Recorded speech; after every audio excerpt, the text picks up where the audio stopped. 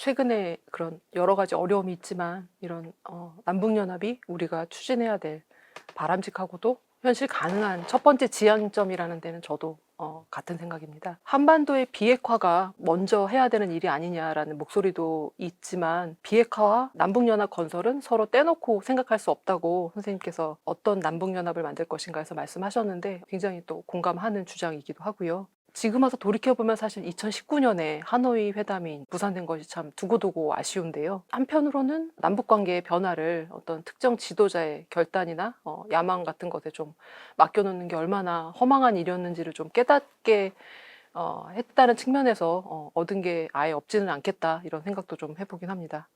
최근에 그 남과 북의 인식 변화를 알려주는 뉴스가 좀 몇 가지 있었습니다.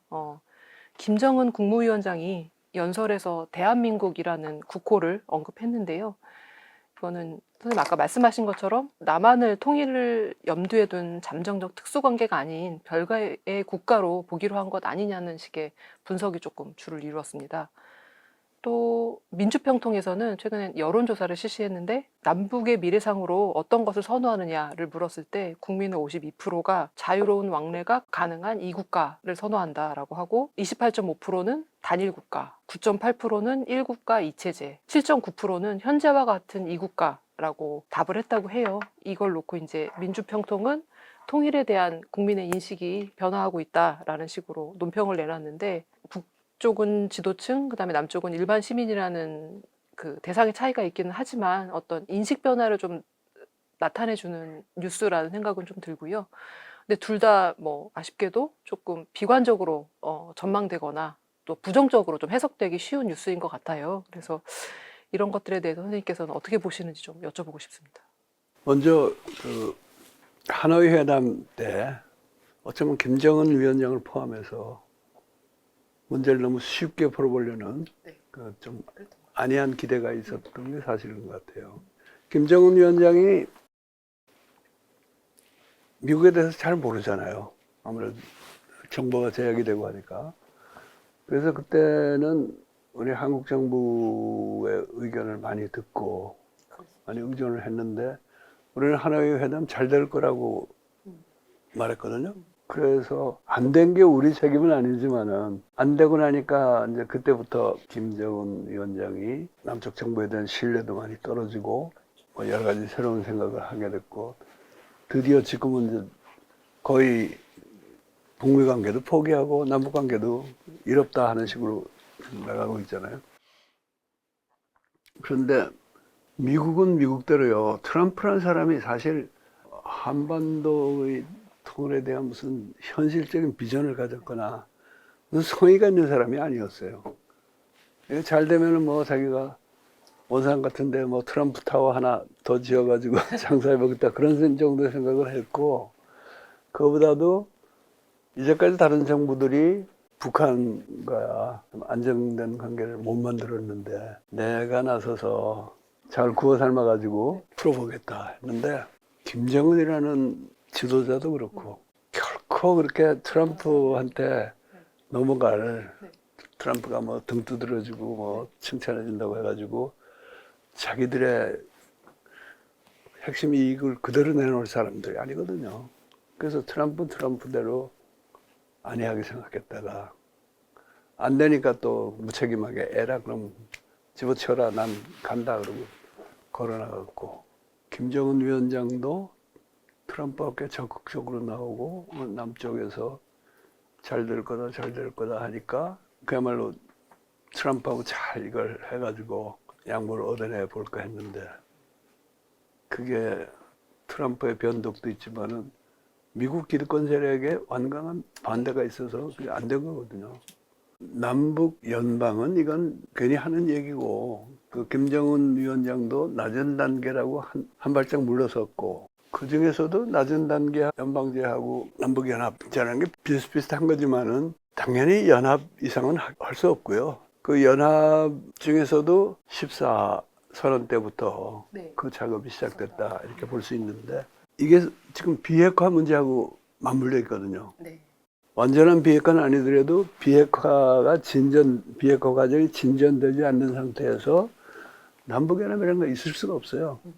미국이 그렇게 되면 이제 계속 북에 대해서 압력을 넣을 거고, 북은 그 압력에 저항해서 살아남기 위해서라도 남북연합이고 뭐 이런 건 생각할 겨를이 없는 거고, 그래서 비핵화를 완전히 수반해야 되는데, 이제 이거는 미국의 주장이기도 하고 한국의 주장이기도 하지만은, 거기 이제 내가 좀 새로운 얘기를 했다면은, 남북연합 건설이 진전 안 되면 비핵화가 안 된다는 얘기였어요. 그러니까 결국 그건 비핵화가 쉽지 않다는 얘기고, 되더라도 오래오래 걸릴 것이다 했는데, 불행히도 그 진단이 지금 맞아 떨어져 가서 꽤 막막한 상태인 게 사실입니다. 근데 여론조사 얘기를 하셨는데요. 나는 이 여론조사라는 걸 참, 그게 문제가 많다고 봐요. 우리 그 요즘 정부 지지나 정당 지지 하는 여론조사도 안 믿어지는 많고, 내 나름대로 왜 그 믿을 수 없는가 하는 분석도 있지만은, 오늘 뭐 그런 얘기 할 차례는 아니고, 내가 그동안에 흔히 비판해온 여론조사가 서울대학교 통일평화연구소에서 하는 네. 통일 의식 조사를 네. 하는데, 당신은 통일을 원하십니까? 하면 그 수가 점점 줄어들고 있어요. 그래서 봐라, 국민이 이렇게 점점 통일을 원하는 사람이 적어지고 있다. 건데, 통일이 뭔지를 밝혀놓고 질문을 해야지. 나는 우리가 통일의 개념을 바꿔야 된다고 했고, 남북연합이 얘기하는 게 이제 그 중에 그런 시도 중에 일부인데, 지금 지영 씨가 언급한 평통의 조사, 그것도 가만히 들여다보면은 남북연합 얘기는 빠져 있어요. 일국가 이체제라는 건 연합이 아니거든요. 이건 연방제 같은 거고, 국민의 52%가 자유로운 왕래가 가능한 이국가라 그랬는데, 이것도 남북연합은 아니고, 옛날에 동서독도 완전한 자유왕래는 아니었지만은 그래도 상당한 자유왕래가 있었고, 지금은 유럽 그 연합 내에서는 왕래가 자유롭잖아요. 요즘 난민 때문에 또 그렇지도 않아요. 그렇지 않지만은. 근데 이거는 우리하고 아무 상관없는 얘기거든. 남북연합도 안 하고 하면서 어떻게 자유왕래가 되겠어요?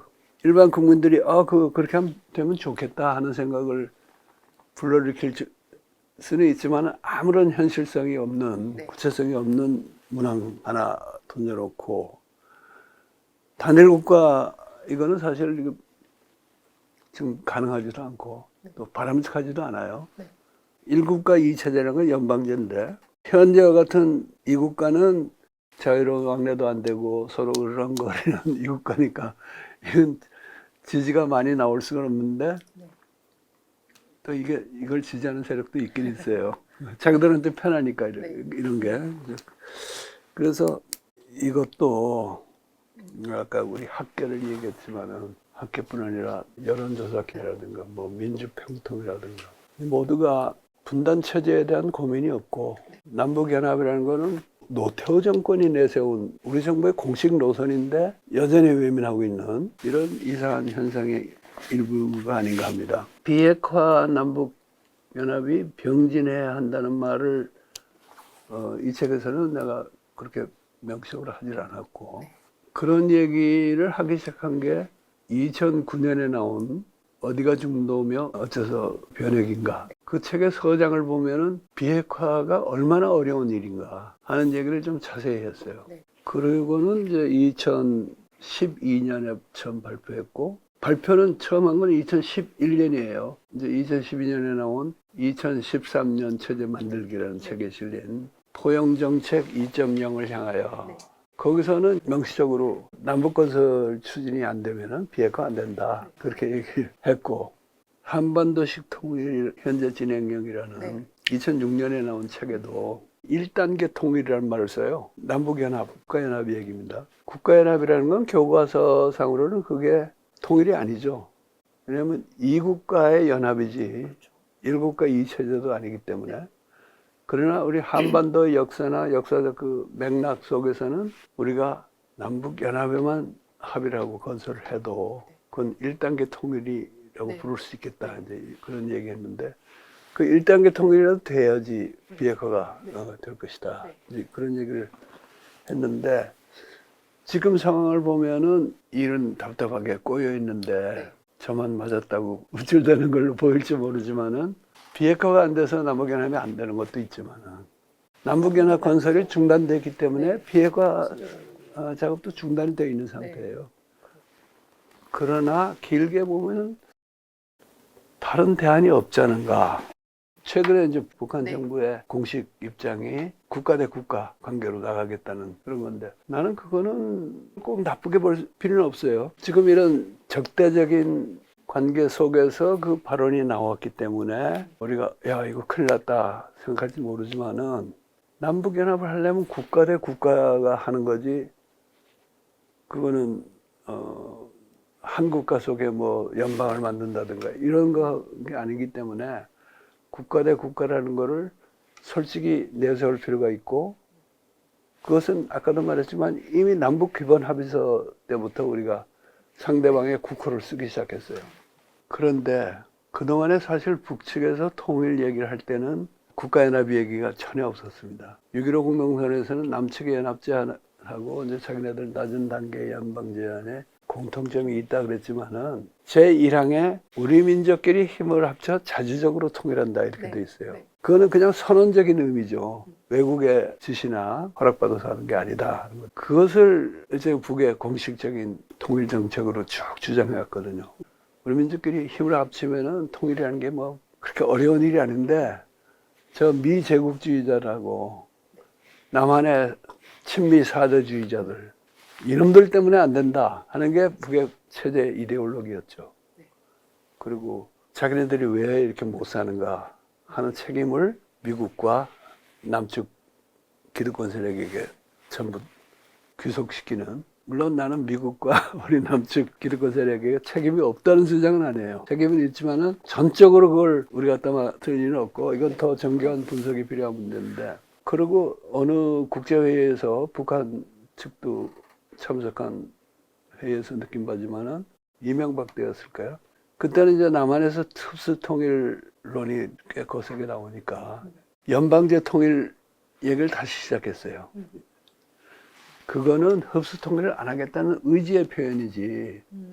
6.15 공동선언 제2항에서 말한 낮은 단계 연방제론하고도 또 다른 거고 국가연합 할 생각도 추서도 없고 그냥 너희들이 하자는 대로 안 하겠다는 정도의 주장이었는데 지금은 어떻게 보면 거기서는 이제 자기들 핵무기도 가지고 또 여러 가지 그동안에 기대했던 걸 다 포기했기 때문에 또 홀가분하게 국가 대 국가로 가자 하는 거예요. 그런데 국가 대 국가로 가자는 것이 영영 따로 살면서 통일 없는 이웃관계로 가자 하는 남한 내 일부 양국 체제론자하고는 나는 다른 입장이라고 봐요. 언젠가는 통일을 하지만은 지금은 그럴 때가 아니다 하는 얘기고.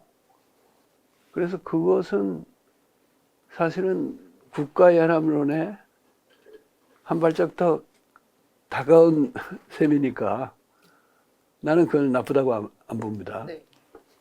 다만 지금은 국가연합을 하기 위해서 하는 이야기가 아니고 국가연합이고 뭐 연방제고 지금 다 이롭다. 우리는 우리 핵무기 갖고 사회주의 강국으로서 그냥 우리 길을 가겠다 하는 건데 그 길을 가다가 보면은 그래도 남쪽하고 이렇게 내내 대립하고만 있을 수는 없지 않냐. 뭔가 이제 다시 우리끼리 좀 교류도 하고 협력도 하고 그렇게 될 것이 이제 나는 그건 뭐 불가피하다고 봐요. 우리 윤석열 정부 있는 동안에는 그건 불가능합니다만은 다시 교류를 하다 보면은 이걸 조금 더 타이트한 무슨 관리기구 같은 거를 갖는 게 좋지 않겠냐. 그럼 다시 그 낮은 단계의 국가연합 건설 작업이 예, 다시 시작되는 거죠. 예. 말씀 주신 것처럼 지금 남북 관계가 지금 이런 지경에 이른 데는 뭐 여러 가지 이유가 있겠으나 가장 크게는 윤석열 정부의 실정이 아닐까 이런 생각이 듭니다. 뭐 여러모로 퇴행적인 면모들을 많이 보이고 있는데 뭐 집권 직후부터 좀 노골적으로 친미 친일 대외 정책들을 좀 추진하더니 8월에 캠프 데이비드 정상회의에서는 공동 위협에 공동 대응한다 뭐 이런 식으로 기치를 내세우고 세 나라가 뭐 군사 동맹으로 가는 것이 아니냐 이런 평가가 나올 정도로 네, 그런 이야기도 좀 나왔고요. 북한은 이걸 이제 비난하면서 러시아와 앞으로 국방 협조해 나갈 것이다라는 식의 이야기를 했는데 안 그래도 최근에 북러 정상회의도 있었습니다. 또 국내적으로는 퇴행적인 인사들을 또 많이 기용을 하고 있는데 통일부 장관으로 뭐 김정은 정권 타도를 외치는 사람을 임명하는가 하면 대통령 자신도 계속 뭐 선제 타격 운운하면서 계속 북한을 자극하는 이야기들도 좀 많이 해오기도 했었습니다. 제일 궁금한 건 사실 윤석열 정부는 왜 이렇게 극단적으로 나아가고 있는 걸까요, 선생님? 그리고 또 하나의 걱정은 나중에 되돌리기 쉽지 않은 일들을 너무 많이 저질러 놔서 한미일 이렇게 한쪽으로 가고 그다음에 저쪽은 중국, 러시아, 북한 이런 식으로 한쪽으로 가는 식의 대결 구도가 동아시아 내에 이제 점점 더 공고해져서 이걸 좀 되돌리기 어려워지는 수순으로 가는 것은 아닐까 하는 걱정도 좀 드는데요. 네, 좀 이런 네, 선생님 상황 어떻게 보시는지 그다음에 저희가 이런 상황에서 좀 해야 될 일이랄까요? 가져야 될 자세랄까 이런 것들 좀 여쭤보고 싶습니다. 윤석열 정부의 퇴행이라는 표현을 쓰셨는데 그 물론 틀린 말은 아니지만은 첫째 나는 그 너무 점잖은 표현이라서 더 중요한 거는 우리가 퇴행이라는 걸 이제 이명박 박근혜 때 한번 겪었잖아요. 그렇죠. 그 퇴행은 이게 질적으로 다른 퇴행이거든요. 네, 그렇긴 합니다. 그래서 여기는 다른 이름을 좀 붙여주는 게 필요하다. 퇴행 그러면은 마치 이명박 박근혜 때 한번 퇴행을 했다가 다시 바로잡아 놓은 것이 또 다시 퇴행을 하고 있고 그런 식의 생각하고 있는데 나는 지금은 이게 우리 역사에 좀 질적으로 다른 국면이라고 보고 있어요. 근데 우리 백낙장 TV에서 시사 논의를 하는 게 조금 조심스러운 게요.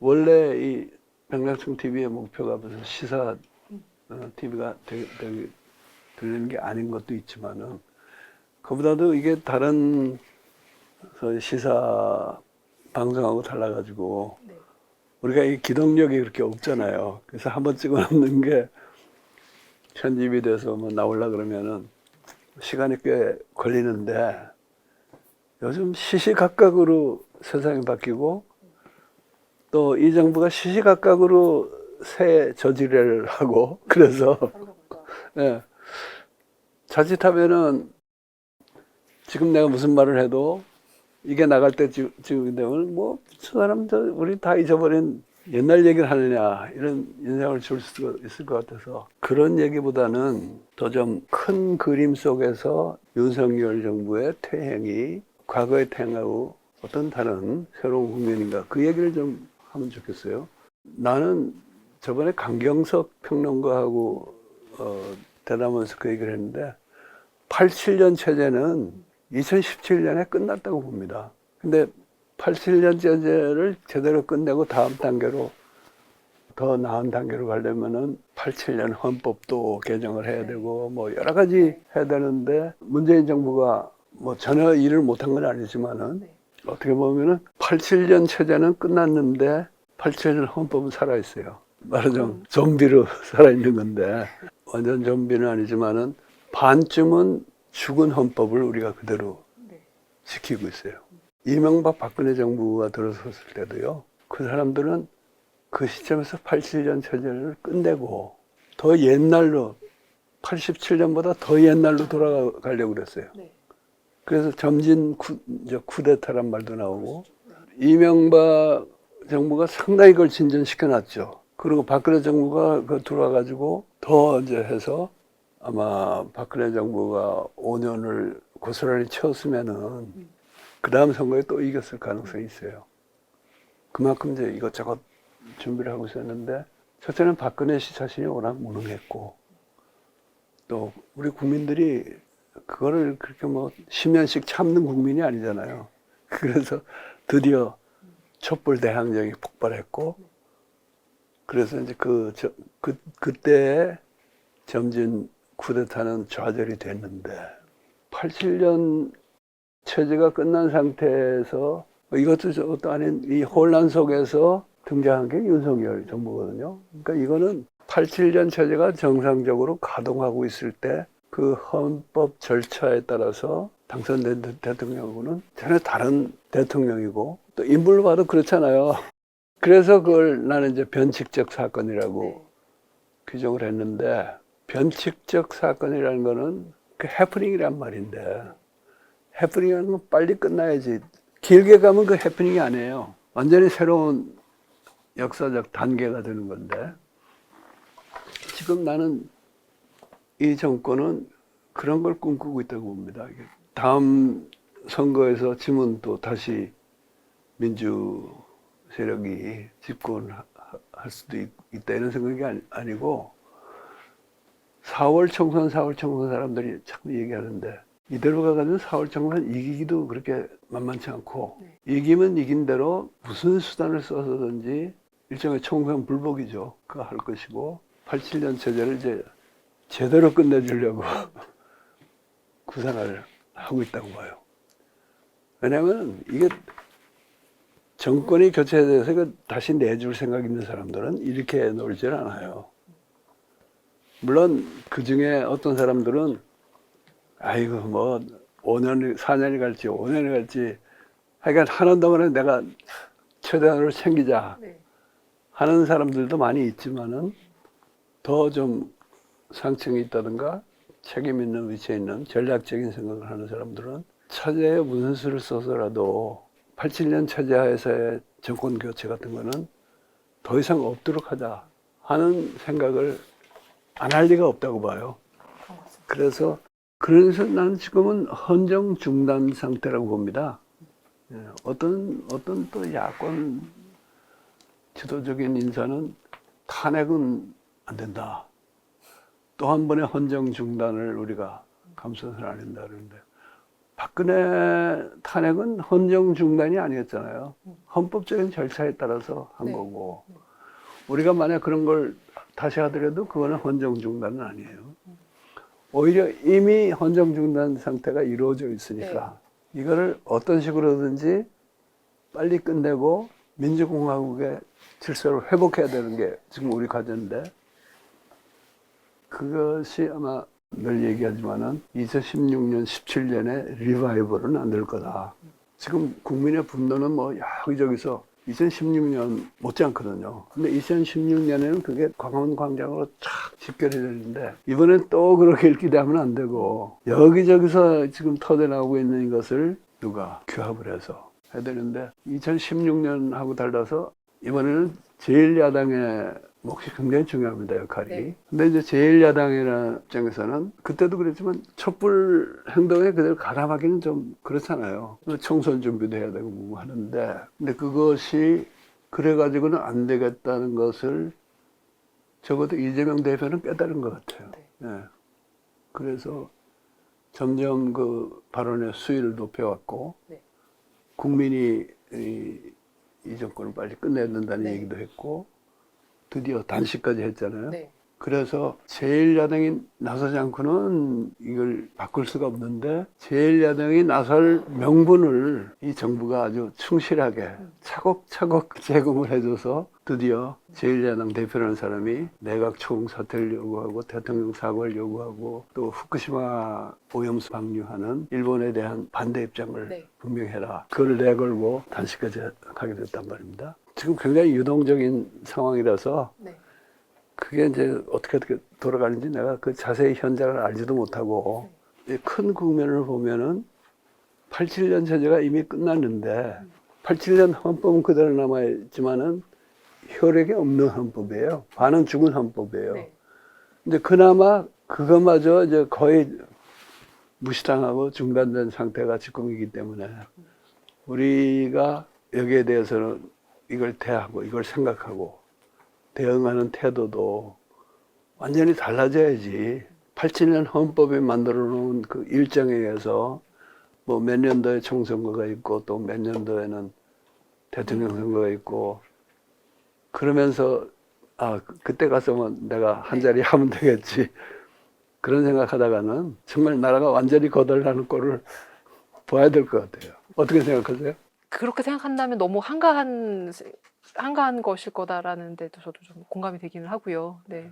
말씀하신 것처럼 이게 하나로 집결되고 있지는 않지만 뭔가 곳곳에서 이런 분노와 뭐 이런 고민들과 그런 것들이 조금씩 쌓여가고 있다는 느낌은 들거든요. 예. 그리고 하나 확실하게 말할 수 있는 건 이 정부가 국민들의 분노가 타오르게끔 하는데 필요한 땔감은 부족하지 않게 계속 공급해 줄 것 같다는 그런 느낌이 있어서